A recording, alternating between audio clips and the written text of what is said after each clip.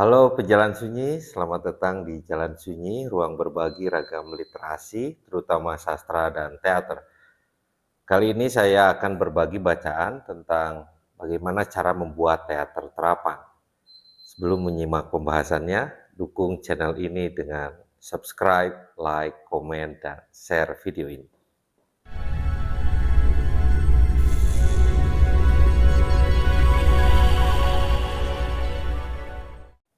Bagaimana cara membuat teater terapan? Pertama adalah yang sering dilakukan adalah fasilitasi. Jadi istilah umum yang sering digunakan di teater terapan adalah fasilitator. Fasilitator teater terapan adalah seorang multidisipliner yang harus mengetahui tentang teater dan cara kerjanya, serta dibekali dengan pemahaman tentang pedagogi, belajar mengajar. Pengetahuan dan keterampilan inilah yang membuat pekerjaan akan lebih mudah dalam praktik teater terapan. Bahkan ketika mereka masuk ke dalam wilayah yang tidak dikenal sebelumnya. Selain itu, seorang fasilitator ini harus terbiasa dengan struktur sosial dan konteks masyarakat di mana dia bekerja. Ada banyak contoh proyek teater terapan ini yang dipimpin oleh fasilitator dengan pengetahuan dan pengalaman yang tidak memadai, justru menghasilkan pengalaman, dampak, atau nilai yang tidak signifikan bagi siapa saja yang terlibat di dalamnya. Di Teater Forum Augusto Boal, kerja fasilitator ini disebut joker, membutuhkan keterampilan yang berfungsi, joker ini sebagai konduktor energi, konduktor pemberdayaan, agen aktivasi masyarakat, sasaran, dan melepaskan keinginannya sendiri, jadi harus rela seperti itu. Jadi selama proses latihan serta selama pertunjukan. Jadi fasilitator ini harus dapat merasakan dan melayani kebutuhan penonton dan menciptakan wadah yang aman bagi mereka untuk mengekspresikan diri individu serta mengelola adegan pertunjukan, mengintervensi penonton, memproses hasil ide dari penonton, dan berkomunikasi langsung dengan penonton. Fasilitator yang efektif ini harus mampu menggabungkan keterampilan dramaturgi, sutradara, aktor yang punya keterampilan improvisasi, juga drama terapis, filsuf politik, ahli retorika, atau bahkan pembawa acara talk show dan stand up komedi. Hal-hal itu seringkali dibutuhkan.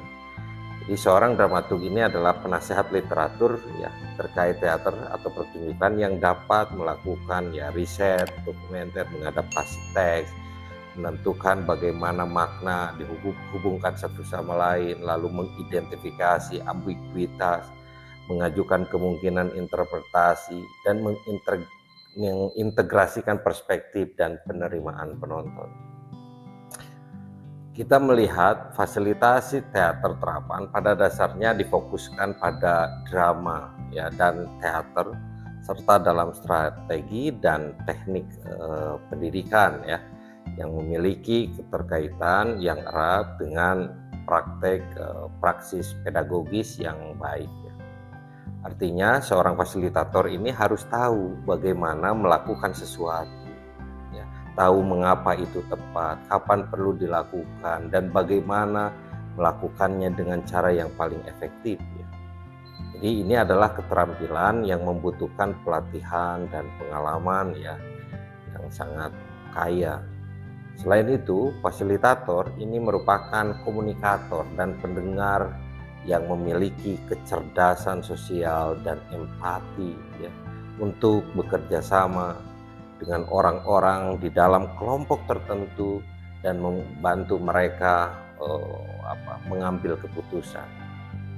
Fasilitasi ini membutuhkan keterampilan diplomasi karena pekerjaan semacam ini penuh dengan kesulitan seputar apa yang perlu dielaborasi. Bagaimana sebuah produk estetika dibentuk dari proses dramatis ya. Juga kunci untuk fasilitasi teater terapan adalah pengakuan bahwa peserta masyarakat, baik aktor maupun penonton, ini memiliki pengetahuan tentang subjek yang diselidiki. Sedangkan fasilitator ini memiliki pengetahuan estetika tentang bentuk teater. Yang selanjutnya adalah penulis naskah. Proses teater terapan adalah kolaborasi dan negosiasi antara orang-orang berlatar belakang disiplin ilmu yang berbeda, ya, fasilitator, dramaturg, penulis naskah, koreografer, akademisi, dan praktisi yang memiliki kompetensi dan pengalaman. Dalam model praktek teater terapan tertentu, seorang penulis naskah ini akan ditugaskan untuk menulis lakon berdasarkan riset, wawancara, dan sumber primer lainnya. Penulis naskah ini akan sering terlibat dalam proses latihan untuk menulis ulang dan merestrukturisasi drama tersebut ya.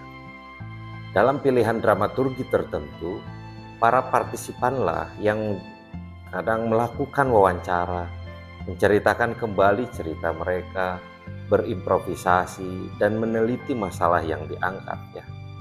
Lalu kemudian kontribusi tersebut ya dikumpulkan dan dibentuk oleh dramaturg yang terlibat secara berkelanjutan dalam proses tersebut. Fasilitator ini dalam banyak kasus dapat berperan sebagai dramaturg karena dia mengetahui disiplin dan teori strategi estetika dan memahami bagaimana menggunakannya dalam praktik pedagogi. Namun paling sering ya pertunjukan di teater terapan ini dibuat untuk dimainkan secara presentatif. Selanjutnya adalah play building, bangun permainan.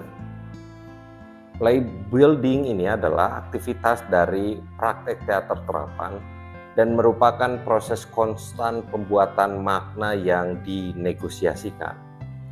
Play building juga ini disebut dengan kreasi kolektif ya, atau merancang sesuatu ya secara kolaboratif. Kreasi kolektif ini muncul dari praktik teater akhir abad ke-20 dan menggambarkan penciptaan lakon berdasarkan dokumen atau penelitian langsung ya, oleh sekelompok pemain yang memiliki keterampilan atau pengetahuan tertentu yang bekerja dengan sutradara atau dramaturg ya, atau fasilitator. Play building ini adalah sebuah proses perancangan teater yang memungkinkan sekelompok pemain ini menjadi kreatif secara fisik ya, dan praktis dalam berbagi dan membentuk produk yang secara langsung berasal dari kerja-kerja perakitan, perancangan, pengeditan, dan pembentukan kembali pengalamannya tentang dunia. Play building ini adalah tentang berpikir, ya, memahami dan membentuk ide menjadi imajinatif dan spontan, serta kerja perencanaan, ya, perancangan. Aktivitas ini tentang menemukan sesuatu, mengadaptasi, dan menciptakan apa yang Anda lakukan sebagai sebuah kelompok. Aktivitas ini memperkenalkan partisipan pada disiplin kreatif dan kolaborasi yang dibutuhkan dalam teater. Prosesnya ini melibatkan partisipan dalam proses penciptaan pertunjukan, sehingga mereka ini dapat mengembangkan presentasi yang kuat yang menjadi milik kelompoknya dengan cara yang sangat pribadi ya, dan sesuai komitmennya. Presentasi itulah yang kemudian menjadi stimulus untuk melibatkan secara aktif komunitas penonton yang lebih luas ya tentang isu dan tema yang sedang diselidiki. Demikianlah pembahasan singkat tentang bagaimana cara membuat teater terapan. Di video selanjutnya saya akan berbagi bacaan tentang siapakah pelaku teater terapan ya.